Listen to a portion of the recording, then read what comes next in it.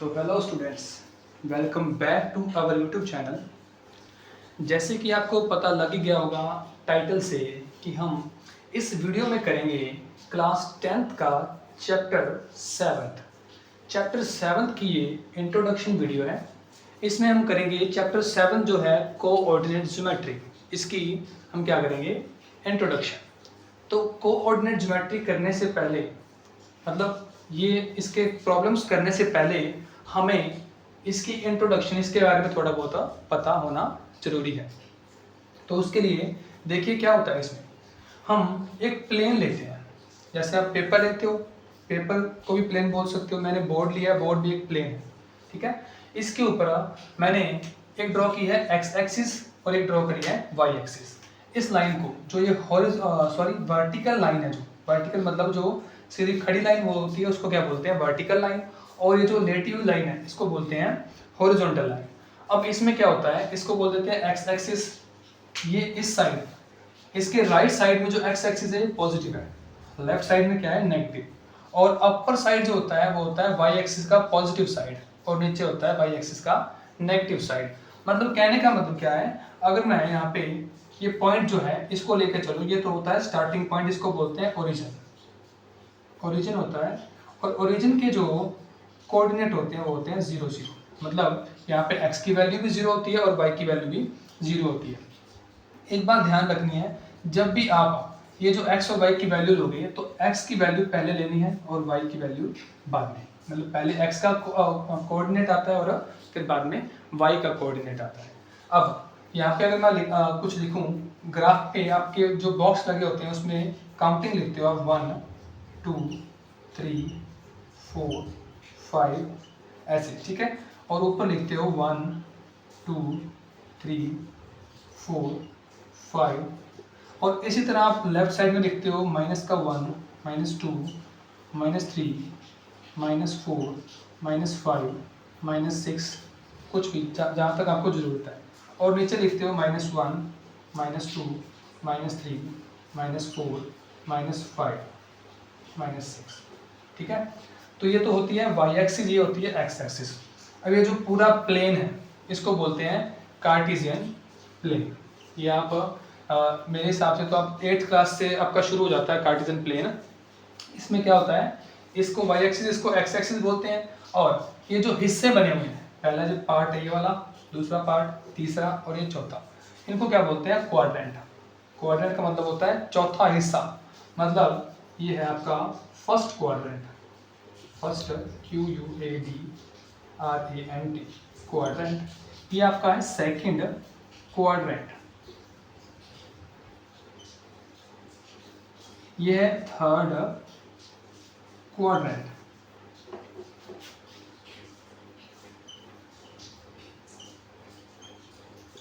इसको बोलते हैं फोर्थ क्वाड्रेंट।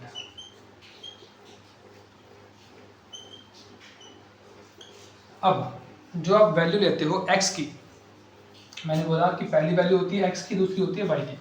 मान लेता हूँ मैं कोई पॉइंट ले रहा हूँ, एक तो वैल्यू मैं यहाँ से चला 3 यूनिट तक और यहाँ पे चल रहा हूँ मैं 2 यूनिट तक।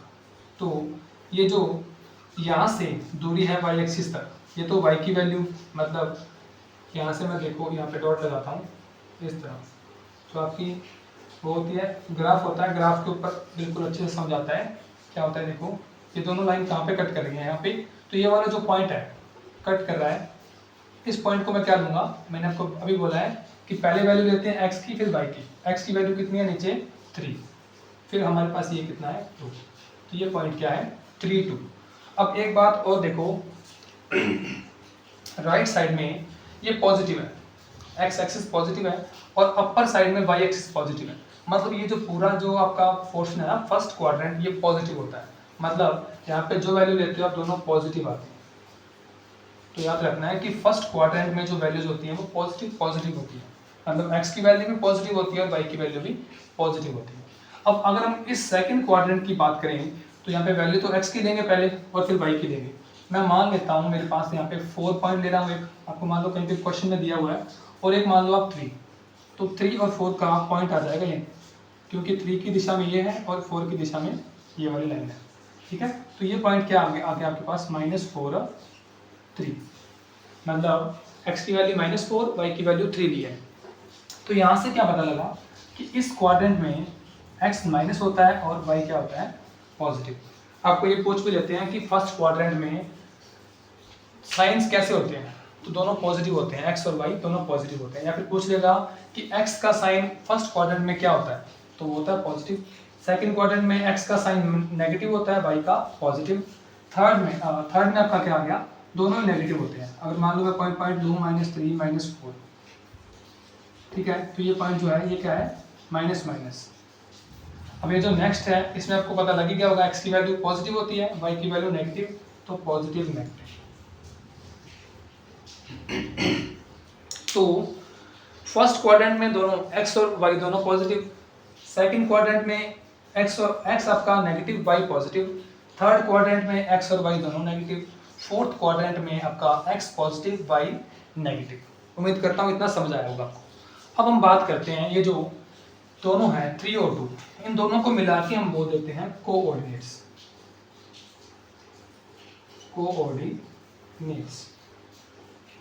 पर जो x की वैल्यू होती है उसको हम बोलते हैं एब्सिसा, ABSCISSA, और जो उसके उल्ट y की वैल्यू होती है उसको बोलते हैं ऑर्डिनेट। ठीक है, समझ आया होगा आपको कि जो x की वैल्यू होती है, मान लो यहाँ पे 3 था तो 3 क्या है, एब्सिसा है, और 2 क्या है, ऑर्डिनेट।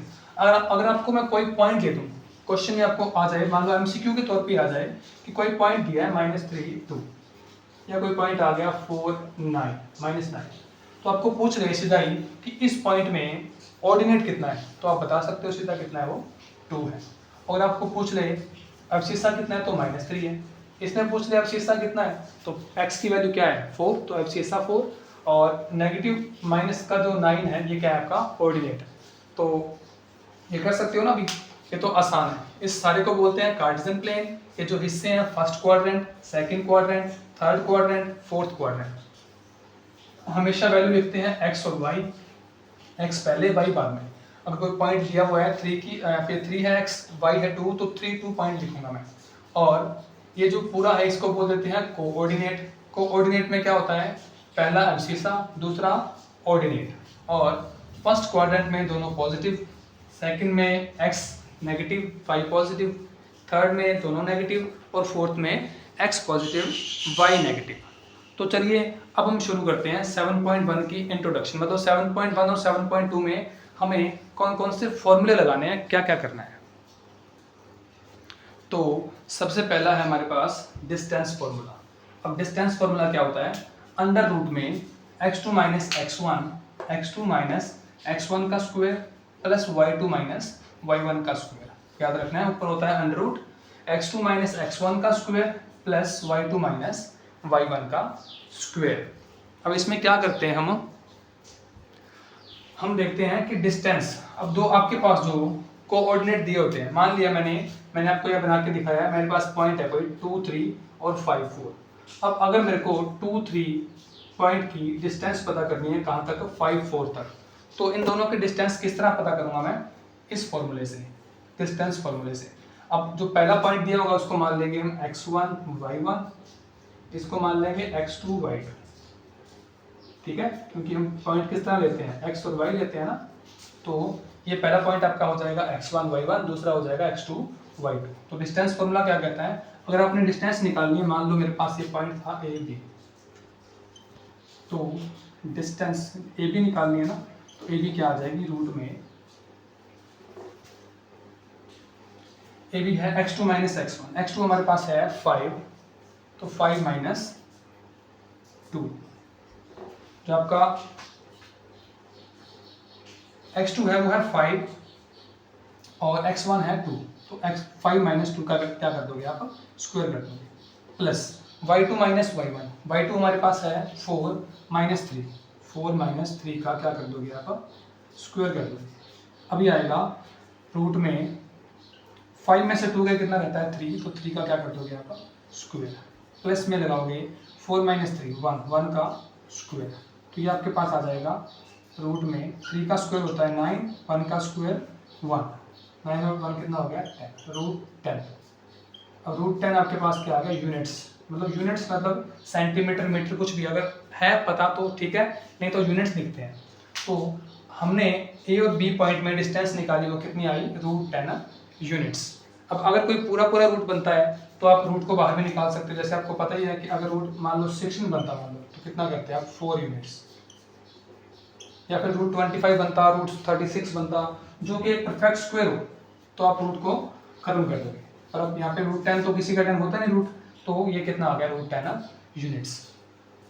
अभी हम करेंगे नेक्स्ट जो हमारा फॉर्मूला है, सेक्शन फॉर्मूला। तो ये है हमारे पास हमारा सेक्शन फॉर्मूला। अब हम करेंगे सेक्शन फॉर्मूला। अब सेक्शन फॉर्मूला का यूज क्या होता है, वो करने से पहले मैं आपको एक लाइन ड्रॉ करिए। हमने देखी यहाँ पे मैंने बना रखा है, पहले लाइन ड्रॉ करी ए बी, और सेंटर में या फिर कहीं पे भी इनके बीच में, सेंटर पे नहीं बोल रहा, इनके बीच में कहीं पे भी, सेंटर में भी हो सकता है और कहीं पे भी हो सकता है पॉइंट कोई भी, तो मैंने वो पॉइंट मान लिया P(x, y). ठीक है, जो ए पॉइंट लिया मैंने वो मान लो ये वाला, यहाँ पे ए पॉइंट है, इसको मैंने x1 y1 लिया है, ये बी पॉइंट है, इसको मैंने लिया है x2 y2। और अब देखो यहाँ पे भी इन दोनों की डिस्टेंस तो कुछ होगी, यहाँ से लेकर यहाँ तक और यहाँ से लेकर यहाँ तक। तो हमने क्या लिया कि ये m1 और m2 दोनों का रेशो लिया, m1 रेशो m2।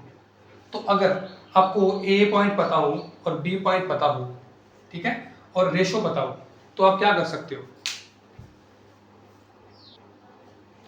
तो देखिए क्या करेंगे, अगर a और b दोनों पॉइंट पता है और ये p पॉइंट आपको निकालना है और m1 ये वाला और m2 दोनों का रेशो पता है, तो आप निकाल सकते हो इस पॉइंट को। p पॉइंट किस तरह निकलता है फिर, P(x, y) इक्वल टू में लेते हो आप, फॉर्मूला होता है ये m1 x2 plus m2 x1 bye m1 plus m2। इसी तरह लिखते हो आप m1 y2 plus m2 y1 bye में होता है m1 प्लस m2। तो इसमें क्या है, ये फॉर्मूला होता है। अब ये जो x की वैल्यू है, ये x की वैल्यू होती है ये पूरी, और ये y है तो ये y की वैल्यू होती है पूरी। तो अगर आपको p पॉइंट निकालना है तो ये फॉर्मूला है हमारे पास, इसको बोलते हैं सेक्शन फॉर्मूला। तो अगर मान लेते हैं हमारे पास कि ये जो p पॉइंट है ये सेंटर में है, तब कौन सा फॉर्मूला आएगा। अब चलो निकाल तो आप इसी फॉर्मूले से सकते हो। मैं मान लेता हूँ कि अगर मेरे पास p पॉइंट था और रेशो मेरे को दे रखा था 1:1, मतलब सेम रेशो दे रखा है। कहने का मतलब क्या है, ये जो p पॉइंट है ये मिड पॉइंट है a और b का, तब आप कौन सा फॉर्मूला लगाओगे, तब लगता है मिड पॉइंट फॉर्मूला, क्योंकि p जो है वो a और b के बीच में है। तो मिड पॉइंट फॉर्मूला क्या होता है, p अगर x y आपका पॉइंट निकालना है तो लिखते हो मिड पॉइंट फॉर्मूला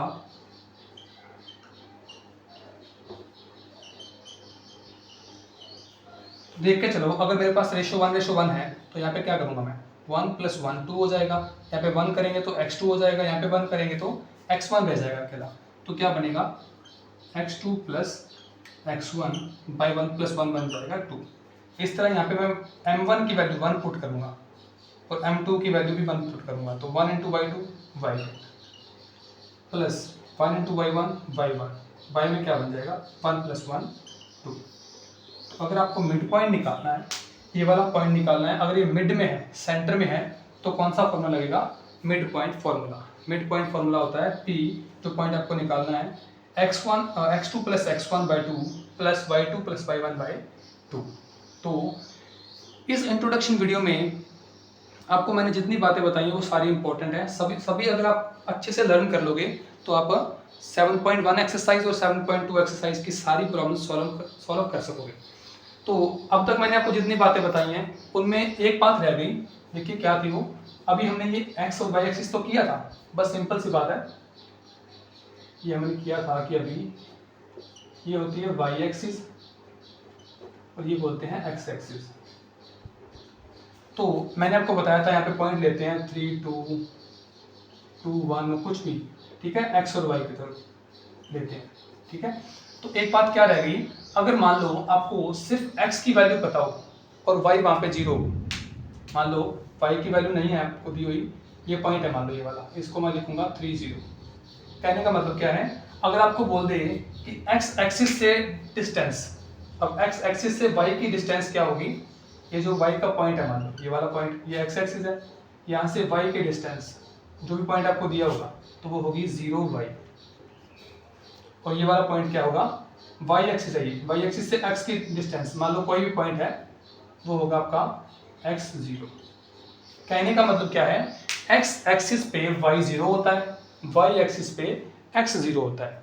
तो अगर आपको कोई पॉइंट बोलेगा कि x एक्सिस पे लाई कर रहा है तो मतलब वो पॉइंट है x0। अब x की वैल्यू कुछ भी हो सकती है, वो आप प्रॉब्लम के अकॉर्डिंग निकाल सकते हो। इसी का उल्टा अगर आपको बोल दे कि y एक्सिस पे कोई पॉइंट लाई कर रहा है तो आप उस पॉइंट को लेकर चलोगे 0y। तो यही बात रह गई थी, बाकी हमने सारा कर लिया। तो इस इंट्रोडक्शन वीडियो में इतना ही करेंगे, बाकी 7.1 और 7.2 की प्रॉब्लम्स के लिए मिलते हैं नेक्स्ट वीडियोस के लिए।